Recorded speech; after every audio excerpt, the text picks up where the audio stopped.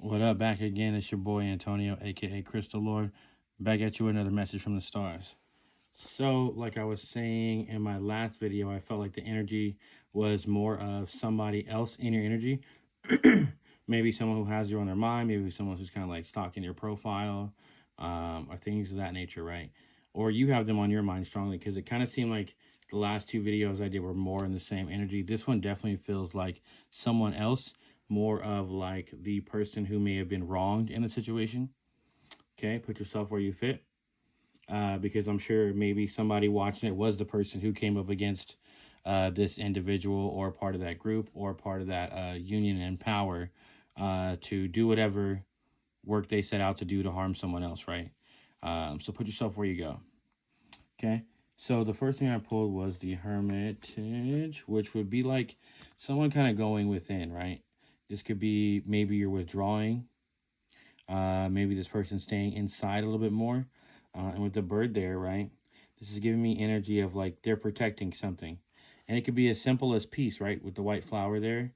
That gives me, someone might be just protecting their peace. Maybe they're withdrawn.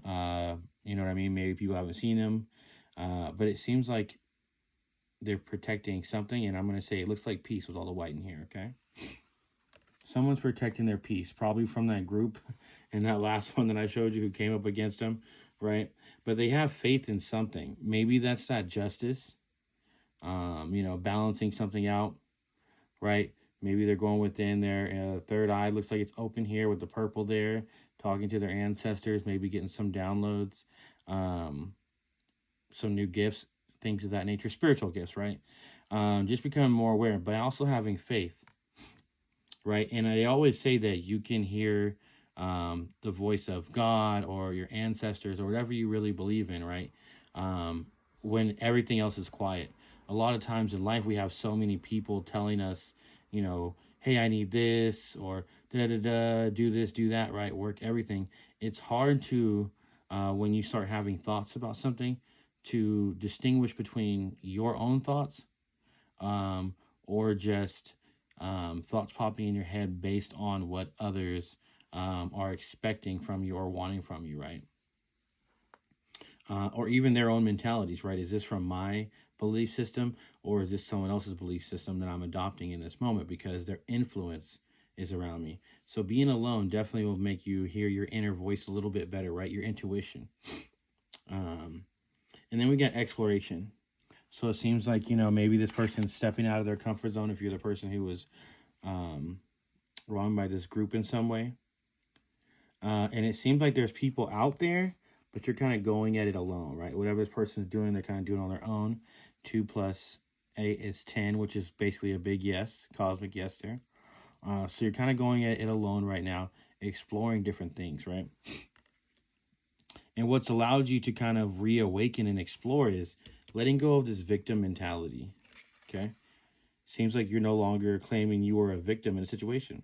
And that's really powerful, to come to that conclusion, because don't get me wrong, right? If someone's doing you wrong, right, you are still a victim in the sense of, right, someone did something to you, right? Crime or not crime, whatever. Someone did something to you. But the losing of the victim mentality would be that understanding of, but I stayed. And this is something that I really had to struggle with for a little while myself. The fact of like, this person they did this to me. They did that to me. They did that to me. And then last year, and then the year before, and I had to wake up and I realized like, damn, was I a victim? This person had done negative things to me for years, and I continued to come back or allow it to happen, right? So then I'm not a victim, right? Like, not saying there wasn't reasons why, like maybe you had kids with this person, maybe they were abusive, maybe you were scared, maybe, and most of any victim, things like that, it's going to be based out of fear, right? So I'm not saying there wasn't a reason or something that made you stay. I'm saying at the end of the day, though, you still could have left no matter what actually held you back from doing that, right?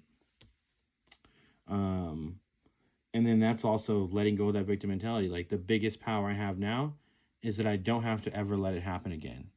Okay. And then I got completeness. So it kind of feels like maybe there's something you're waiting on, right? Someone went into hermit mode, kind of went within, you know what I mean? Connecting with earth energy, spirit guides, things of that nature, right? They're kind of exploring that, I want to say, okay? And really able to open up because they let go of this victim mentality that they've been holding on to. You know, because when you're a victim too, what else happens, right? Maybe you're afraid to speak up. You're kind of feeling shameful. Maybe you're angry. You know what I mean? And it doesn't really allow you to explore um, anything because you're so wrapped up in that feeling. Okay. And then completeness. So it seems like maybe you went into that hermit mode and you're waiting for something to happen, right? Something's not complete yet. Um, Maybe it could be what these people are doing. Maybe they haven't stopped. Maybe they're still attacking you in some type of way. Maybe you're waiting for some type of justification or some type of showing that, you know, hey, they stopped. I don't know. Or what they're going to do next. Something's not complete yet, right? And it seems like that's keeping you from expansion. Maybe this is expanding in the sense of a new goal. Maybe it's, you know, you getting out of that hermit mode and kind of getting back into the world, doing different things, right? But due to something not kind of being complete, it seems like you're waiting on expansion. Okay. You're waiting to expand. You're waiting to go do something because something's not complete yet. Okay.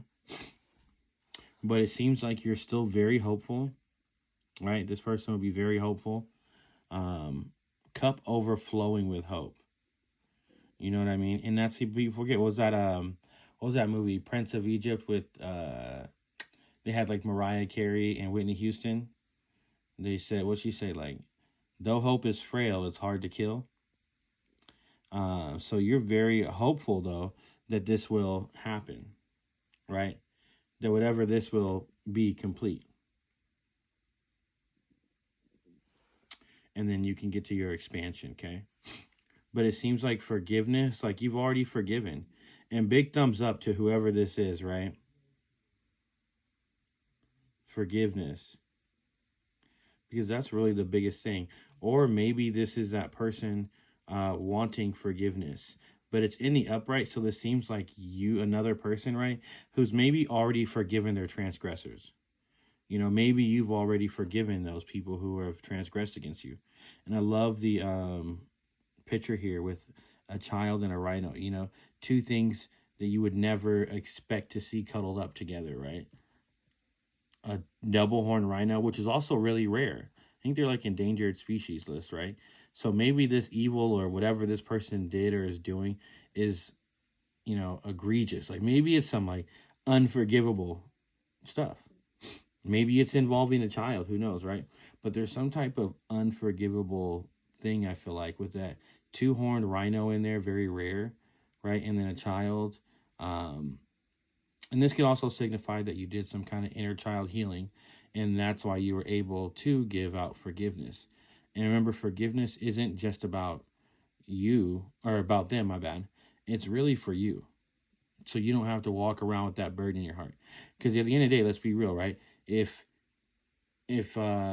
someone says sorry to me, the truth is 9 times out of 10, they're only sorry that they got caught. You know what I mean? Like, had they not got caught, they probably would have continued to do whatever they were going to do.